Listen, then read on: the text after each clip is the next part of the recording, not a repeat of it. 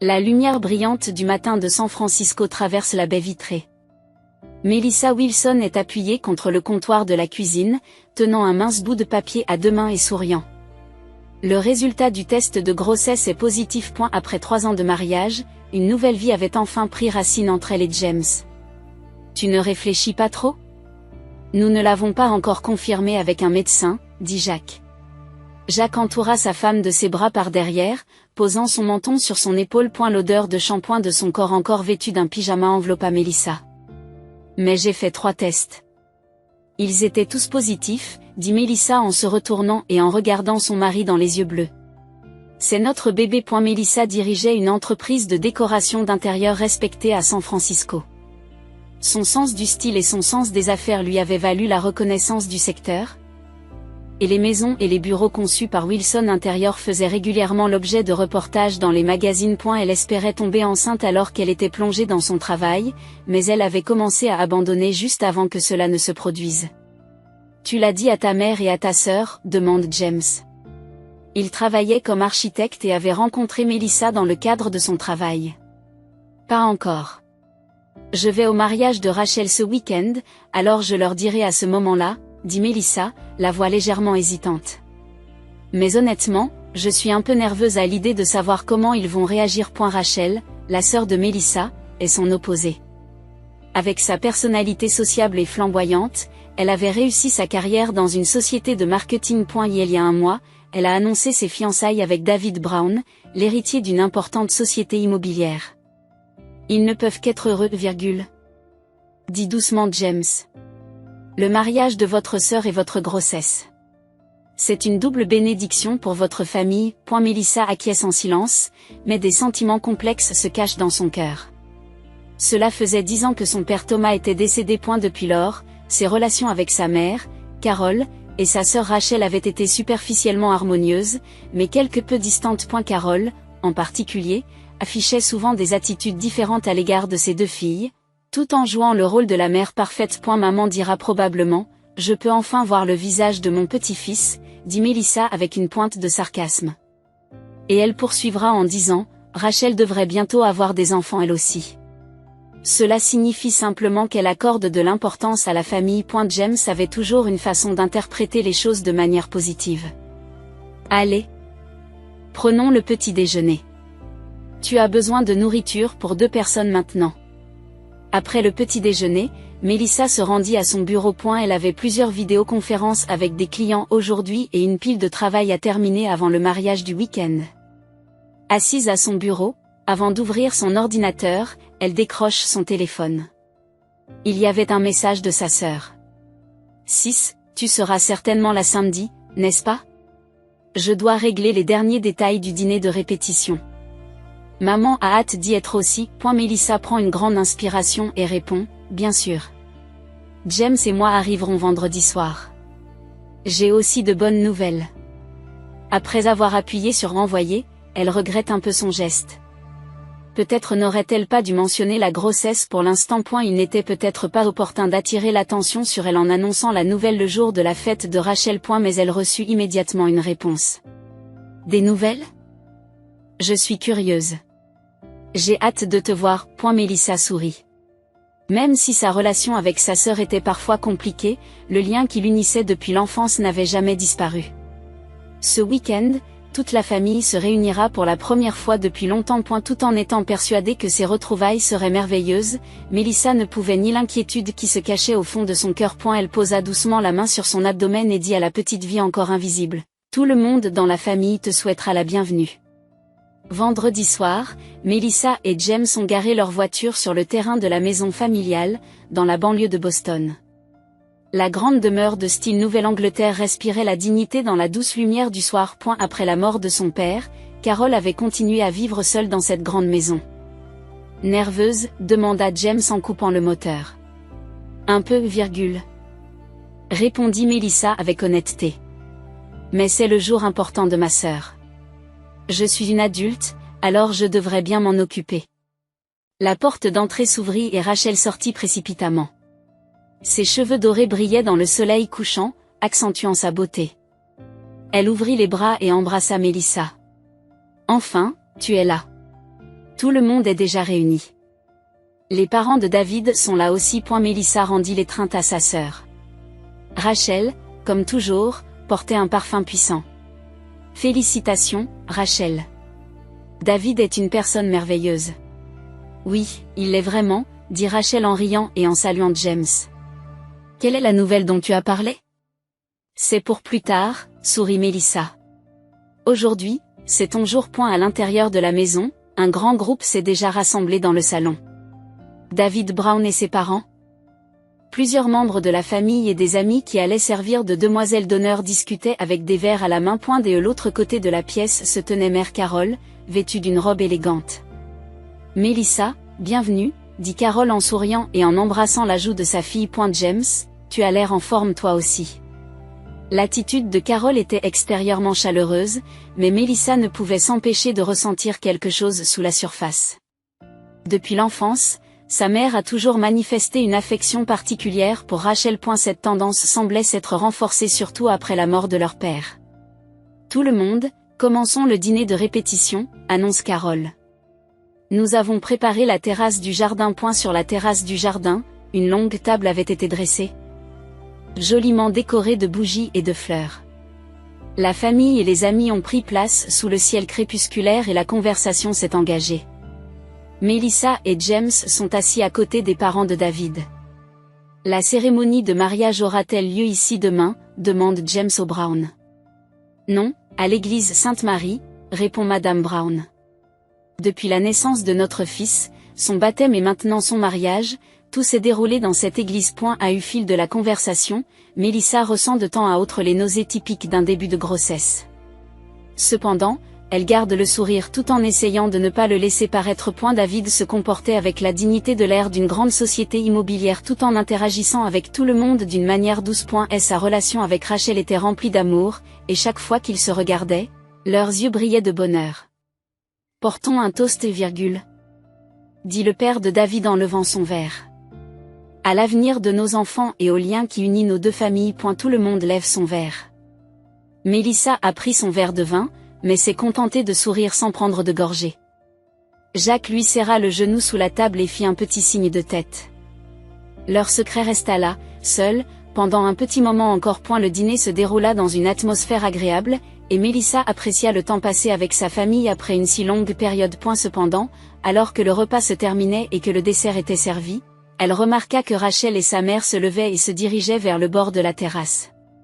Elle semblait engagée dans une conversation sérieuse. Poussée par la curiosité, Mélissa s'est excusée en disant qu'elle avait besoin d'air frais et s'est approchée de la balustrade de la terrasse. Alors que la brise nocturne caresse agréablement ses joues, elle entend une partie de la conversation de sa mère et de sa sœur. Tout est prêt pour demain, dit Carole avec une pointe d'inquiétude. Tu en es sûre? Ne t'inquiète pas, maman, dit Rachel d'une voix plus basse que d'habitude et résolue. Je vais m'occuper de Mélissa. Et même si les choses ne se passent pas bien, nous devrions pouvoir éviter le pire des scénarios. Alors que Mélissa s'approche, les deux s'arrêtent soudain de parler. Sa mère se retourna, surprise, et afficha un faux sourire. Oh, Mélissa. Comment était le dessert? Je ne l'ai pas encore pris, répond Mélissa en observant les deux femmes. De quoi parliez-vous? D'un secret. Les dernières vérifications pour le mariage, dit Rachel en riant. Les nerfs d'une mariée ne sont pas de tout repos. Comme pour changer de sujet, Rachel prit le bras de Mélissa et commença à la ramener vers la table. Alors, quelles sont vos nouvelles? Mélissa hésite un instant. Son intuition lui disait que ce n'était pas le bon moment. Eh bien, notre entreprise a obtenu un projet important. On nous a confié la conception d'une nouvelle chaîne d'hôtels à Los Angeles. C'est merveilleux.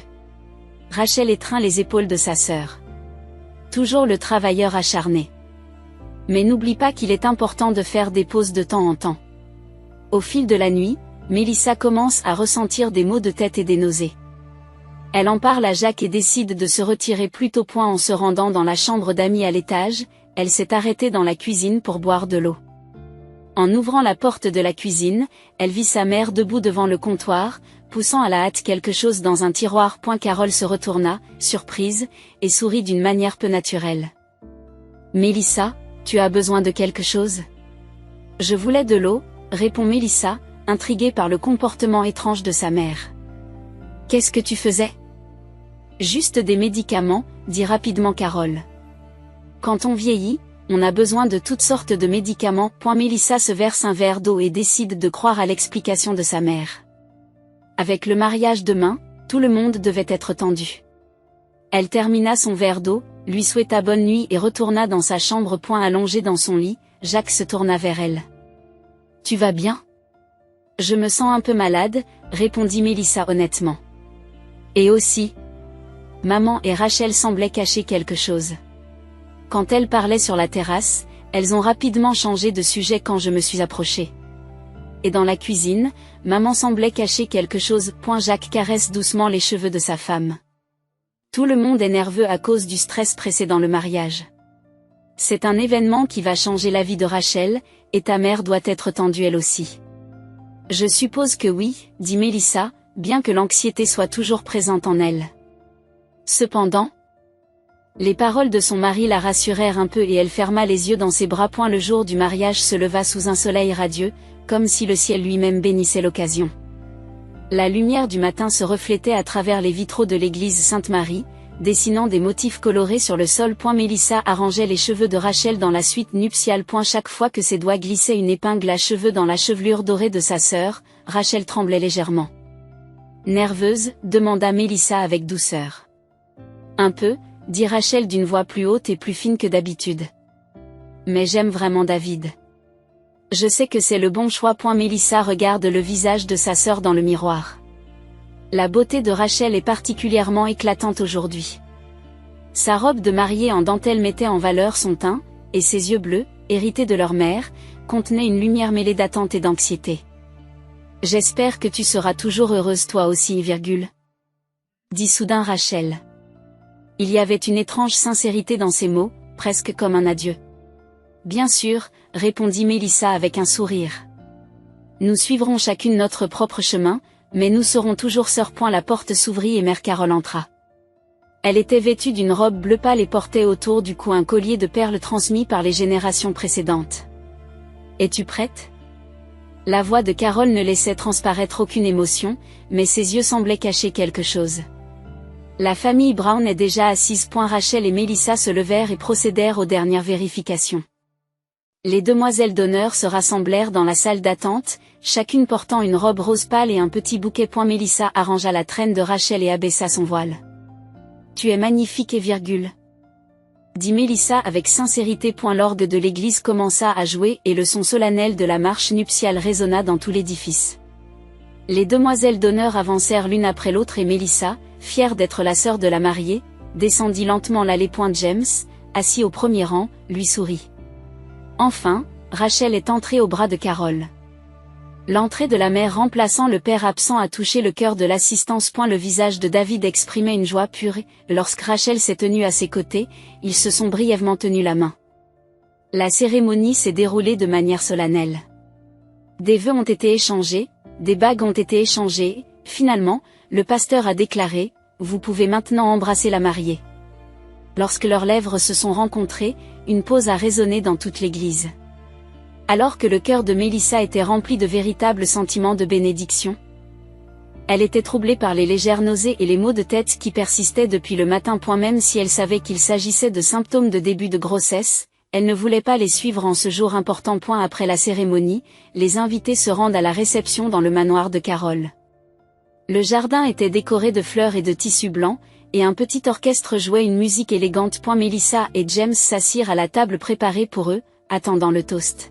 « Comment te sens-tu » demanda Jacques à voix basse. « J'y vais bien », sourit Mélissa, même si son état s'aggrave peu à peu. « C'est juste que je ne boirai pas de champagne. J'ai prévu d'aller aux toilettes après les discours. » Mélissa prit le verre d'eau posé à côté d'elle et en but une gorgée. L'eau froide humidifie sa gorge et la soulage temporairement. Elle ferma les yeux et respira profondément. En ouvrant les yeux, elle vit Rachel debout devant la table. Elle avait déjà revêtu une autre robe pour la réception et tenait une bouteille de champagne. Derrière elle se tenait leur mère Carole, et toutes deux partageaient une étrange tension. « Félicitations, Rachel. » Mélissa se leva, avec l'intention d'embrasser sa sœur. Mais Rachel a levé la bouteille, s'apprêtant à la verser dans le verre de Mélissa. Bois beaucoup aujourd'hui, grande sœur. La voix de Rachel avait une résonance différente de d'habitude. Elle sourit en échangeant un regard avec sa mère. Ce sourire cachait une part d'ombre inconnue de Mélissa. Confuse, Mélissa répondit poliment, « J'ai assez bu, je ne peux pas en reprendre. » En réalité, elle n'avait presque rien bu, mais compte tenu de sa grossesse, elle devait éviter l'alcool. À ce moment-là, Jacques se lève et prend la coupe de champagne. « Alors je vais trinquer à ta place, » dit Jacques en riant et en vidant d'un trait la coupe que Rachel avait remplie. À cet instant, Mélissa sentit un changement dans l'expression de sa mère et de sa sœur. Les verres qu'elles tenaient dans leurs mains tremblaient et leurs visages perdaient leur couleur. Les yeux bleus de Rachel s'écarquillèrent de peur et les lèvres de Carole devinrent blanches et se crispèrent. « Qu'est-ce qui ne va pas ?» Mélissa les regarda. « Vous vous sentez mal ?»« Non, ce n'est rien », s'empresse de répondre Carole en attrapant le bras de Rachel. « Nous sommes juste un peu submergés par l'émotion. » Bien que perplexe, Mélissa ne voulait pas gâcher la journée de sa sœur. Elle sourit et retourne à la table. Cependant, l'expression de Jacques commençait à montrer des signes de détresse. De la sueur apparut sur son front et son visage devint progressivement pâle. « Mélissa, » dit-elle en posant la main sur l'épaule de son mari avec inquiétude. « Tu vas bien ? C'est juste mon estomac, balbutie Jacques en se serrant douloureusement l'abdomen. Sa respiration est devenue saccadée et une expression d'agonie s'est répandue sur son visage. « De l'eau, j'ai besoin d'eau », allait-il. Mélissa pousse des cris frénétiques. Un serveur se précipite et propose un verre d'eau, mais James ne peut même pas le prendre. Il s'est soudain levé et s'est appuyé contre le bord de la table. « Appelez une ambulance », dit la voix de Mélissa dans le jardin. Le trouble s'est répandu parmi les invités et la musique s'est arrêtée. David s'approche rapidement et soutient James. « Tu vas bien ? Qu'est-ce qui s'est passé ? » « Je ne sais pas, » répond Mélissa, la voix au bord des larmes. Il est soudainement tombé malade. Rachel et sa mère se tiennent à distance, observant la situation avec des expressions rigides. Une tension tacite s'installe entre elles. L'état de James se détériore rapidement. Il s'effondre sur le sol et se met à convulser. Mélissa s'agenouille à côté de son mari et lui tient la main. « James, je t'en prie, reste avec moi. » Sa voix tremblait sous les sanglots. « Les secours arrivent, tenez bon. » Loin, des sirènes se font entendre. Une ambulance arrive et les secouristes se rassemblent autour de James. Ils le placent rapidement sur un brancard et lui fixent divers appareils médicaux. L'un des ambulanciers demande à Mélissa, « Êtes-vous sa femme ?» « Oui, » répond-elle d'une voix tremblante. « Je viens avec vous. » Avant de monter dans l'ambulance, Mélissa a regardé en arrière, cherchant Rachel et sa mère. Elle se tenait à l'écart des invités et semblait se disputer intensément. Le beau visage de Rachel était déformé par la peur et le regret, et Carole tenait fermement le bras de sa fille. « Quelque chose ne va pas, se dit Mélissa. Elles savent quelque chose. Les portes de l'ambulance se refermèrent et les sirènes retentirent à nouveau. Mélissa tient fermement la main de James et regarde son visage pâle. « Tu vas t'en sortir, chérie, » murmura-t-elle. « Je te protégerai. » L'ambulance quitta rapidement le manoir. La confusion et la peur tourbillonnaient dans le cœur de Mélissa, mais en même temps, une conviction commençait à naître. Il se passait quelque chose, et ce n'était pas une simple coïncidence. Et la vie de James étant en danger, elle doit connaître la vérité. Tandis que le paysage défile devant la fenêtre de l'ambulance, une détermination se consolide dans le cœur de Mélissa, trouver la vérité et protéger James. Elle doit aussi protéger la vie qui vient de naître dans son ventre. Sous les lumières froides et fluorescentes du couloir de l'hôpital, Mélissa s'enfonce dans une chaise en plastique dur de la salle d'attente. 3 heures se sont écoulées depuis que James a été emmené aux urgences. Et tout ce qu'elle a pu faire pendant ce temps, c'est prier. Les événements du mariage lui reviennent sans cesse à l'esprit, le comportement étrange de Rachel et de sa mère, la coupe de champagne et leurs expressions terrifiées. « Madame Morris ?» Un médecin en blouse blanche se tient devant elle. Mélissa se lève rapidement. « C'est Wilson. Je suis la femme de James Wilson. Comment va-t-il ?» L'expression du médecin était grave, et l'inquiétude colorait ses yeux. « Votre mari est stable. Cependant, ces symptômes ne correspondent pas à ceux d'une intoxication alimentaire ou d'une infection. Nous attendons les résultats des analyses sanguines, mais nous effectuons également des analyses toxicologiques. Des toxines. La voix de Mélissa tremble. Que voulez-vous dire par là? Les symptômes de votre mari sont similaires aux réactions observées lors de l'ingestion de certains poisons. Vous souvenez-vous de quelque chose d'inhabituel? Un excès de médicaments ou d'alcool, ou peut-être? Le médecin poursuit en choisissant ses mots avec soin, la possibilité qu'on lui ait intentionnellement administré des substances nocives. Dans l'esprit de Mélissa, toutes les pièces du puzzle s'emboîtent soudain.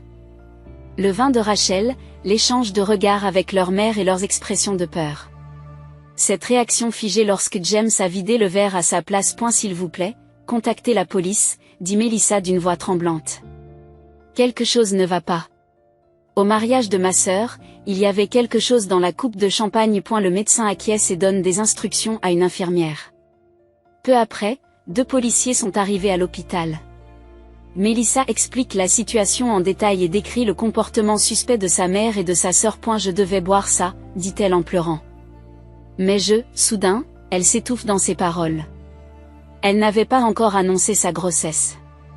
Et à ce moment-là, une vérité encore plus terrifiante s'est imposée à elle. Si sa mère et sa sœur avaient essayé de lui faire boire quelque chose, quel était leur but? Je suis enceinte, dit Mélissa à l'infirmière. S'il vous plaît, aidez mon mari et notre bébé, tous les 2. L'infirmière hocha doucement la tête. Je vais prévenir le médecin traitant. Ne vous inquiétez pas. Vous êtes donc enceinte? Demanda l'un des policiers en prenant des notes. Votre famille était-elle au courant? Non, répond Mélissa en secouant la tête. Nous avions prévu de le leur dire ce week-end.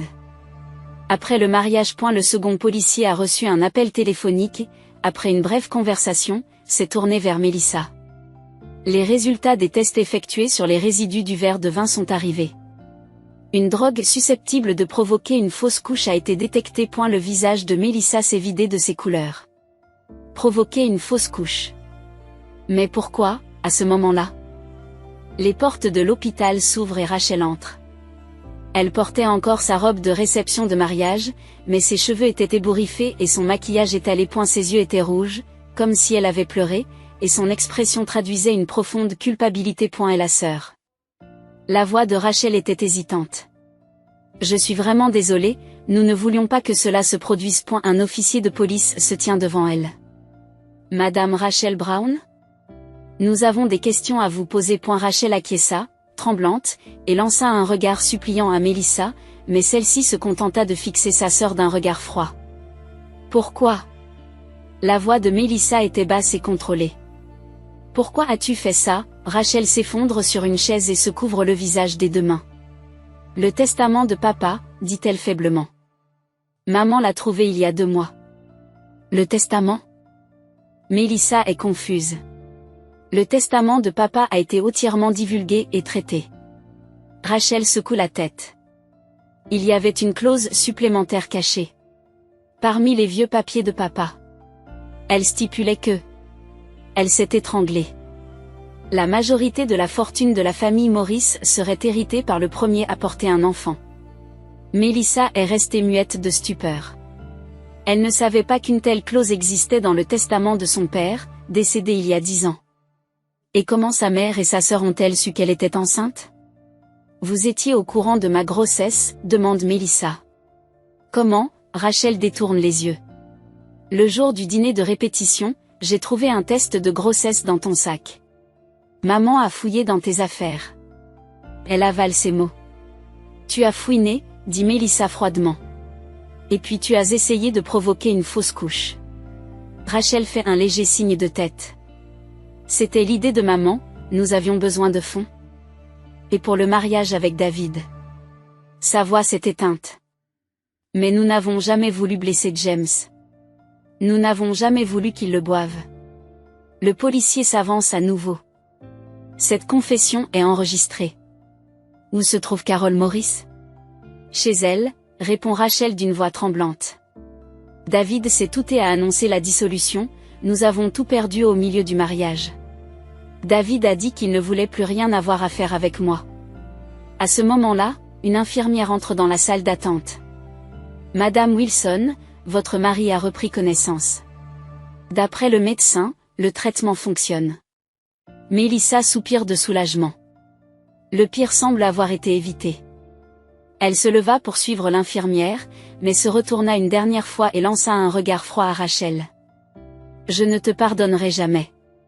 Ni à maman. Notre famille est finie. Assise à côté du lit où James est allongé, Melissa contemple le visage pâle de son mari. Une perfusion est reliée à son bras et un moniteur affiche son rythme cardiaque régulier. Ses yeux s'ouvrent lentement et un regard vague est dirigé vers Melissa. Mel, dit-il d'une voix rauque. Quoi? C'est bon, dit Melissa en lui prenant doucement la main. Tu vas t'en sortir. Notre bébé est sain et sauf aussi. Le soulagement a coloré les yeux de James.